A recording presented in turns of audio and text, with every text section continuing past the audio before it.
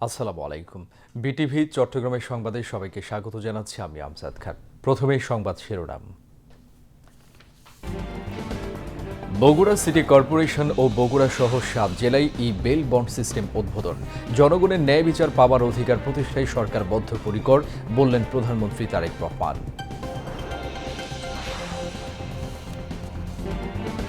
সারা দেশে হাম রুবেলা টিকাদান কর্মসূচি শুরু, চলবে 10 মে পর্যন্ত। টিকা পাবে 6 থেকে 59 মাস বয়সী সকল শিশু।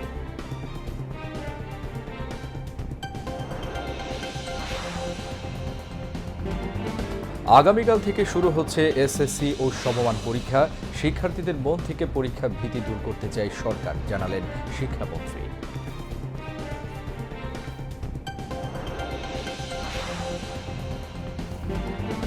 দেশের ভঙ্গুর স্বাস্থ্য ব্যবস্থা আর অর্থনীতির দায়িত্ব কাঁধে নিয়েই রাষ্ট্র সংস্কার করে যাচ্ছে সরকার, বললেন তথ্য ও সম্প্রচার মন্ত্রী।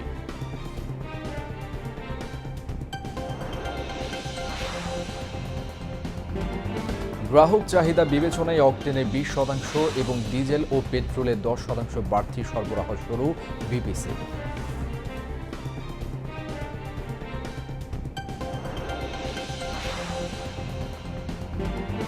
ইরানের বন্দরগুলোর উপর মার্কিন নৌ অবরোধ প্রত্যাহার না করলে ইসলামাবাদে যাচ্ছে না তেহরান, শান্তি আলোচনা অনিশ্চিত।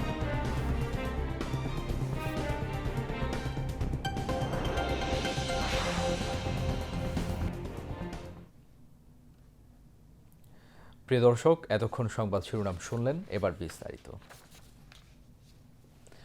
আনুষ্ঠানিকভাবে যাত্রা শুরু করল বগুড়া সিটি কর্পোরেশন। আজ নবসৃষ্ট বগুড়া সিটি কর্পোরেশনের ফলক উন্মোচন করেছেন প্রধানমন্ত্রী তারেক রহমান। এর আগে প্রধানমন্ত্রী তারেক রহমান জেলা জজ আদালত প্রাঙ্গণে জেলা অ্যাডভোকেটস বার সমিতির নবনির্মিত বহুতল ভবন এবং বগুড়া সহ 7 জেলায় বেইল বন্ড সিস্টেম উদ্বোধন করেন। অনুষ্ঠানে দেয়া বক্তব্যে প্রধানমন্ত্রী তারেক রহমান বলেন, ফ্যাসিবাদী আমলে দেশের বিচার বিভাগকে দলীয় আদালতে পরিণত করা হয়েছিল। বর্তমান সরকার জনগণের ন্যায় বিচার পাওয়ার অধিকার প্রতিষ্ঠায় বদ্ধপরিকর। দেশের সব আদালতে বেল বন্ড সিস্টেম চালুর সিদ্ধান্তের কথাও জানান প্রধানমন্ত্রী। বগুড়া থেকে শামসুল আলমের পাঠানো তথ্যে খোরশেদ আলমের রিপোর্ট। প্রধানমন্ত্রী হিসেবে দায়িত্ব গ্রহণের পর সোমবার সকালে নিজ জেলায় বগুড়ায় পৌঁছান তারেক রহমান। এ সময় জেলা প্রশাসনের পক্ষ থেকে প্রধানমন্ত্রীকে স্বাগত জানানো হয়। পরে জেলা আদালত প্রাঙ্গণে জেলা অ্যাডভোকেটস বার সমিতির নবনির্মিত বহুতল ভবন উদ্বোধন করেন প্রধানমন্ত্রী তারেক রহমান।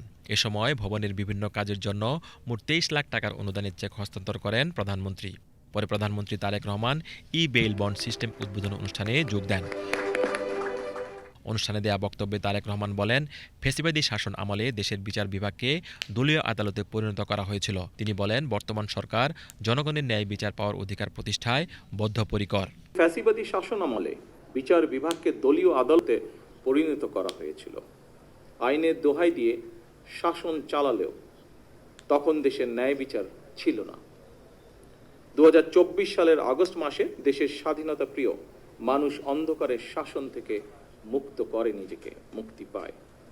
সুতরাং বর্তমান সরকার এবার দেশের ন্যায় শাসন প্রতিষ্ঠার মাধ্যমে জনগণের ন্যায় বিচার পাওয়ার অধিকার প্রতিষ্ঠা করতে বদ্ধপরিকর। প্রধানমন্ত্রী বলেন, পর্যায়ক্রমে দেশের সব আদালতে বেইল বন্ড সিস্টেম চালু করা হবে। দুর্নীতিমুক্ত, স্বচ্ছ ও স্বাধীন বিচার ব্যবস্থা প্রতিষ্ঠার মাধ্যমে বিচার প্রক্রিয়ায় জনগণের হয়রানি লাঘব করতে সরকার বিচার প্রশাসন ও বিচার প্রক্রিয়াকে সম্পূর্ণরূপে ইলেকট্রনিক ব্যবস্থায় রূপান্তরের অংশ হিসাবে বিচার ব্যবস্থার আধুনিকায়নে বেইল বন্ড পদ্ধতির বাস্তবায়ন কর্মসূচি অব্যাহত রেখেছে এবং যার ফলশ্রুতিতে আজ 7টি জেলায় এই প্রক্রিয়াটি চালু হলো।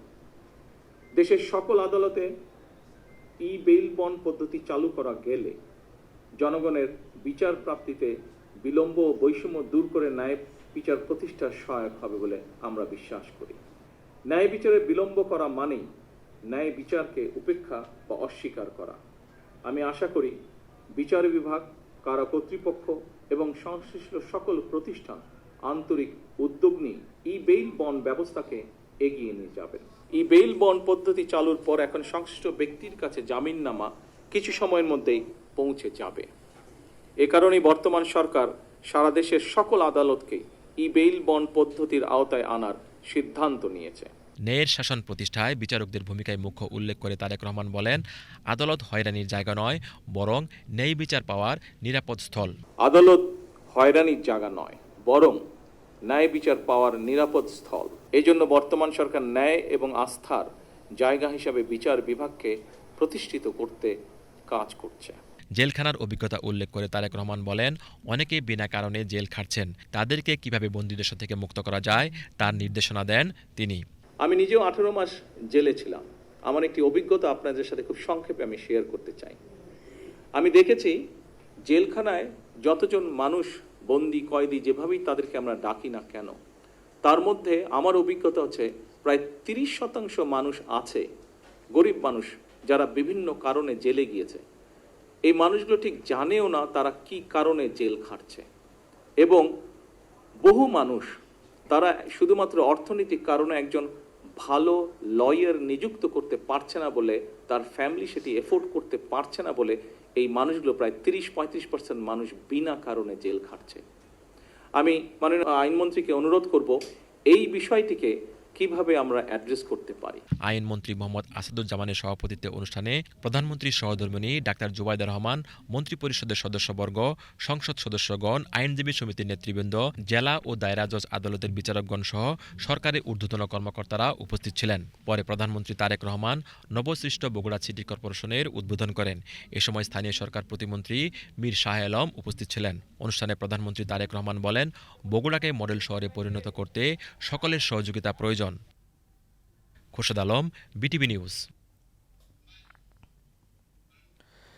আজ থেকে সারা দেশে হাম মোকাবেলায় একযোগে শুরু হয়েছে টিকাদান কর্মসূচি, যা চলবে 10 মে পর্যন্ত।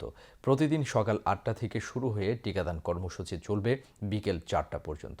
6 মাস বয়স থেকে 59 মাস বয়সী সকল শিশুই পাবে এই টিকা। দীর্ঘদিন পর টিকাদান কর্মসূচি চালু হওয়ায় উচ্ছ্বাস প্রকাশ করেছেন অভিভাবকরা। শরীফুল ইসলামের রিপোর্ট। সারা দেশে হামের প্রকোপ ঠেকাতে আজ থেকে শুরু হয়েছে জরুরি হামরুবেলা টিকাদান কর্মসূচি। সকাল 8টা থেকে শুরু হয়ে টিকাদান কর্মসূচি চলবে বিকাল 4টা পর্যন্ত। 6 মাস বয়স থেকে 59 মাস বয়সী সকল শিশুকে দেয়া হচ্ছে এই টিকা। রাজধানীর বিভিন্ন টিকা কেন্দ্র ঘুরে দেখা গেছে অভিভাবকরা তাদের শিশুদের নিয়ে ভিড় করছেন টিকা কেন্দ্রে। এতদিন হাম নিয়ে বিচলিত থাকলেও টিকা কর্মসূচি শুরু হওয়ায় অভিভাবকদের মধ্যে দেখা দিয়েছে সন্তুষ্টি। বাচ্চারা সুস্থ থাকবো, ভালো থাকবো, তার জন্য চিন্তা করে টিকাটা দিয়ে, যাতে বাচ্চারা হাম না হয় ওই জন্য টিকাটা দিতেছে।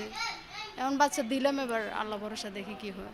এখন আমাদের কাছে অনেক ভালো লাগতেছে বাচ্চাদেরকে এই রোগটা থেকে মনে করেন মুক্ত করার জন্য, কারণ অনেক বাচ্চারাই তো অনেক আক্রান্ত হয়েছে। তো আমার বাচ্চাকে 15 মাসের টিকাটা মিস হয়েছে দেওয়া, সেজন্য আবার নিয়ে আসছি টিকা দেওয়ার জন্য, সেজন্য অনেক খুবই ভালো লাগতেছে। বিশেষজ্ঞরা বলছেন, হামের বিরুদ্ধে শক্তিশালী প্রতিরোধ ব্যবস্থা গড়ে তুলতে টিকার কোনো বিকল্প নেই। তাই আতঙ্কিত না হয়ে সকল শিশুকে নিকটস্থ টিকা কেন্দ্রে আনতে অভিভাবকদের প্রতি আহ্বান জানিয়েছেন চিকিৎসকরা। একটা আক্রান্ত বাচ্চা থেকে আরও 18-20 জন বাচ্চা আক্রান্ত হয়। সুতরাং আমাদের প্রথমেই দরকার এই আইসোলেশন করে এই বাচ্চাদেরকে নিরাপদ করা, অন্যদেরকে নিরাপদ করা। মানুষ যাতে আতঙ্কিত না হয়, মানুষ যেন ভ্যাকসিন দিতে আসে শিশুদেরকে নিয়ে, মানুষ যাতে কোনো রকম অপপ্রচারে বিভ্রান্ত না হয়, এই বিষয়টা আমাদের সবার খেয়াল রাখতে হবে। আজ থেকে টিকাদান কর্মসূচি শুরু হয়ে যা চলবে 10 মে পর্যন্ত। তবে যে সমস্ত শিশু অসুস্থ তারা টিকা নিতে পারবেন না। অসুস্থ ও বাদ পড়া শিশুরা পরবর্তী সময়ে টিকাদান কর্মসূচি চলাকালীন নিকটস্থ টিকাদান কেন্দ্র থেকে টিকা নিতে পারবেন। এছাড়াও যেসব শিশুর নিবন্ধন নেই তারাও জন্মসনদ দেখিয়ে টিকা নিতে পারবেন বলে জানিয়েছেন সংশ্লিষ্টরা। Shariful Islam, BTV news, Dhaka.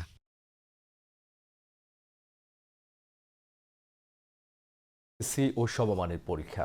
এই বছর এসএসসি ও সমমানের পরীক্ষায় মাধ্যমিকে 14,18,398 জন এবং কারিগরি ও মাদ্রাসা সহ মোট 18,57,344 জন পরীক্ষার্থী অংশগ্রহণ করবেন।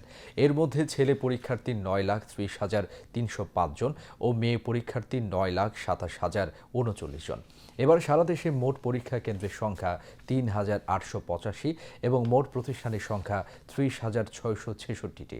শিক্ষামন্ত্রী ডক্টর আনম এহসানুল হক মিলন দুপুরে সচিবালয়ে এক প্রেস ব্রিফিংয়ে এ তথ্য জানান। এ সময় প্রধানমন্ত্রীর উপদেষ্টা ডক্টর মাহদি আমিন সহ মন্ত্রণালয়ের ঊর্ধ্বতন কর্মকর্তাগণ উপস্থিত ছিলেন। বর্তমান সরকার ছাত্রছাত্রীদের মন থেকে পরীক্ষা ভীতি দূর করতে চায় বলে মন্তব্য করে শিক্ষামন্ত্রী বলেন, পরীক্ষার্থীরা যাতে সুষ্ঠু ও স্বাভাবিকভাবে পরীক্ষা দিতে পারে, পরীক্ষা হলে এমন পরিবেশ বজায় রাখতে সংশ্লিষ্ট সকলকে প্রয়োজনীয় নির্দেশনা দেওয়া হয়েছে। আমরা নজরদারি করছি সাইবার ক্রাইমে যারা করবে, যারা প্রশ্নপত্র থানা থেকে বা ট্রেজারি থেকে উত্তোলন করবে, তাদের ফোন নাম্বার রেখে তারা কোনো ক্রাইম করছে কিনা তাদের লিস্ট আমরা নিয়েছি। আমরা প্রত্যেকটা পরীক্ষা কেন্দ্রের থেকে তাদের যে সিসি ক্যামেরা রয়েছে, এগুলি সচল না অচল, বাউন্ডারি ক্যামেরাগুলো, এগুলি সব আমরা মনিটরিং করার জন্য নিয়েছি এবং আমাদের মনিটরিং সেল এই রুমে থাকবে, আমাদের মাদ্রাসার কনফারেন্স রুমে থাকবে, আমাদের প্রাইমারি এডুকেশন কনফারেন্স রুমে থাকবে। আমরা মনিটরিং সেল করেছি, সেখানে তারা মনিটরিং করবো। স্বরাষ্ট্রমন্ত্রী সালাউদ্দিন আহমেদের সঙ্গে ঢাকায় নিযুক্ত সৌদি আরবের রাষ্ট্রদূত ডক্টর আবদুল্লাহ জাফর বিন আবিয়া সৌজন্য সাক্ষাৎ করেন। সাক্ষাৎকালে দুই দেশের আইন শৃঙ্খলা ও নিরাপত্তা ইস্যু, সৌদি আরবে বসবাসরত ৬৯,০০০ মিয়ানমার নাগরিক রোহিঙ্গাদের বাংলাদেশি পাসপোর্ট প্রদান, পর্যটন ও জ্বালানি খাতে সৌদি বিনিয়োগ বৃদ্ধি এবং পারস্পরিক স্বার্থ সংশ্লিষ্ট বিভিন্ন বিষয় নিয়ে আলোচনা করেন তারা। সৌদি আরব বাংলাদেশের অন্যতম ঘনিষ্ঠ সহযোগী ও ভ্রাতৃপ্রতিম দেশ উল্লেখ করে মন্ত্রী বলেন, জনশক্তি রপ্তানি ছাড়াও বাংলাদেশের জ্বালানি ও পর্যটন খাতে সৌদি আরবের বিনিয়োগের যথেষ্ট সুযোগ রয়েছে। তিনি এসব খাতে বিনিয়োগ সহ দুদেশের সহযোগিতার নতুন নতুন ক্ষেত্র উন্মোচনের জন্য সংশ্লিষ্টদের অনুরোধ করেন। সাক্ষাৎকালে দ্বিপাক্ষিক সম্পর্ক আরও সুদৃঢ় করতে স্বরাষ্ট্রমন্ত্রীর নেতৃত্বে একটি উচ্চ পর্যায়ের প্রতিনিধি দলকে সৌদি আরব সফরের আমন্ত্রণ জানিয়ে রাষ্ট্রদূত সৌদি আরবে অবস্থানরত ৬৯,০০০ রোহিঙ্গার বাংলাদেশি পাসপোর্ট ইস্যুর প্রসঙ্গে গুরুত্ব আরোপ করেন। এ সময় স্বরাষ্ট্র মন্ত্রণালয়ের সিনিয়র সচিব মঞ্জুর মোরশেদ চৌধুরী সহ মন্ত্রণালয়ের ঊর্ধ্বতন কর্মকর্তাগণ উপস্থিত ছিলেন। দেশের ভঙ্গুর স্বাস্থ্য ব্যবস্থা আর অর্থনীতির দায়িত্ব কাঁধে নিয়েই রাষ্ট্র সংস্কার করে যাচ্ছে বিএনপি সরকার। দুর্বল এই রাষ্ট্রকে সবল করতে সরকার প্রতিশ্রুতিবদ্ধ বলে মন্তব্য করেছেন তথ্য ও সম্প্রচার মন্ত্রী জহির উদ্দিন স্বপন। আজ থেকে দেশব্যাপী টিকা কার্যক্রমের অংশ হিসেবে বরিশালের পর্ব উদ্বোধন করেন তথ্যমন্ত্রী। এ সময় তিনি এক সুধী সমাবেশে আরও বলেন, দেশের মাটির নিচে পর্যাপ্ত গ্যাস থাকলেও উত্তোলন করেনি বিগত স্বৈরাচারী আওয়ামী লীগ সরকার। হীন স্বার্থ রক্ষা আর পরিকল্পনার অভাবেই আমদানি নির্ভর গ্যাস সরবরাহ ব্যবস্থা রাখায় বর্তমানে দেশের জ্বালানি সংকটের পেছনে স্বৈরাচারী সরকারকে দায়ী করেন তথ্যমন্ত্রী জহির উদ্দিন স্বপন। জ্বালানির মতো জাতীয় সংকট মোকাবিলার সাথে সাথে হাম সংক্রমণ প্রতিরোধে সরকার নিরলস কাজ করে যাচ্ছে বলে জানান তথ্যমন্ত্রী। মাননীয় প্রধানমন্ত্রীর নেতৃত্বে দেশব্যাপী হাম নিয়ন্ত্রণের লক্ষ্যে আজকের এই টিকা কর্মসূচির বরিশাল বিভাগের এই কর্মসূচির শুভ উদ্বোধনী ঘোষণা করছি। অবাধ তথ্য প্রদানের সুযোগে কেউ যেন অপতথ্য না ছড়ায় সেদিকে গণমাধ্যম কর্মীদের নজর রাখার আহ্বান জানান তথ্য ও সম্প্রচার মন্ত্রী। জাতীয় সংসদে সংরক্ষিত নারী আসনে ৩৬ জনের মনোনয়ন নিশ্চিত করেছে বিএনপি। আজ রাজধানীর নয়াপল্টনে বিএনপির কেন্দ্রীয় কার্যালয়ে এক সংবাদ সম্মেলনে এই তথ্য জানান বিএনপির সিনিয়র যুগ্ম মহাসচিব রুহুল কবির রিজভী। তিনি জানান, সংরক্ষিত নারী আসনে মনোনয়ন দিতে জাতীয় কমিটির সদস্যরা 2 দিনব্যাপী সাক্ষাৎকার গ্রহণ করেছেন। সাক্ষাৎকার শেষে মনোনয়ন বোর্ড তাদেরকে মনোনীত করেছে।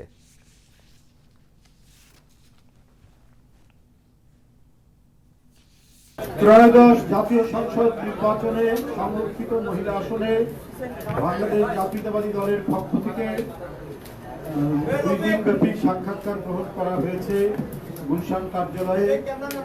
দলের চেয়ারম্যান, গণপ্রজাতন্ত্রী বাংলাদেশ সরকারের মাননীয় প্রধানমন্ত্রী জনাব তারেক রহমানের সভাপতিত্বে মনোনয়ন বোর্ডের সদস্যবৃন্দ অর্থাৎ জাতীয় স্থায়ী কমিটির সদস্যবৃন্দের উপস্থিতিতে সেখানে এই সাক্ষাৎকার গ্রহণ অনুষ্ঠান গতকাল মনোনয়ন বোর্ডের নেতৃবৃন্দ, সরকারের প্রধানমন্ত্রী সভাপতিত্বে অনুষ্ঠিত মনোনয়ন বোর্ড সর্বসাকুল্যে ৩৬ জনকে মনোনীত করেছেন, নির্বাচিত করেছেন।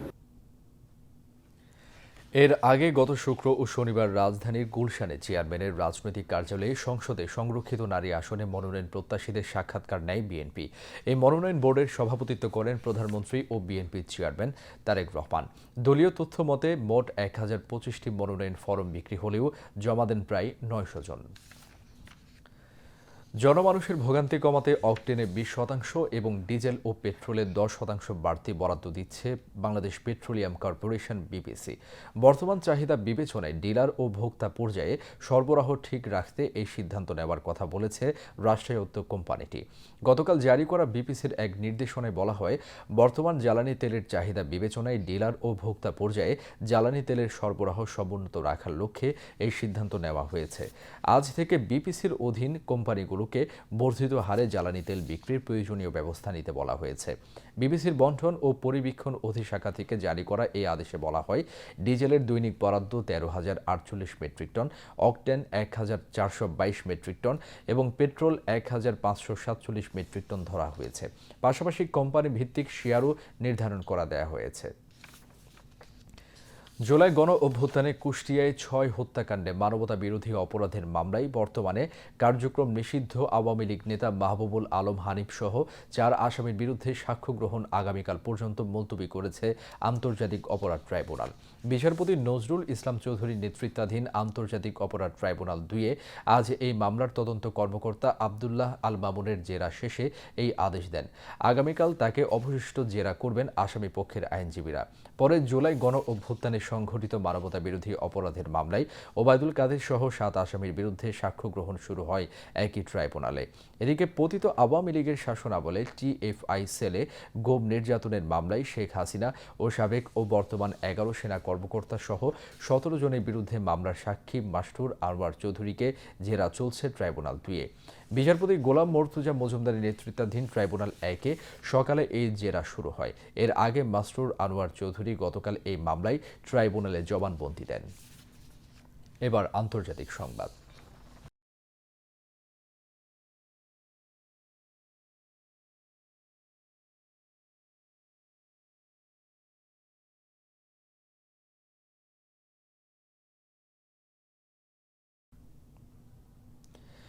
ইরানের বন্দরগুলোর উপর মার্কিন নৌ অবরোধ প্রত্যাহার করা না হলে পাকিস্তানের রাজধানী ইসলামাবাদে যুক্তরাষ্ট্রের সঙ্গে শান্তি আলোচনায় বসবে না তেহরান।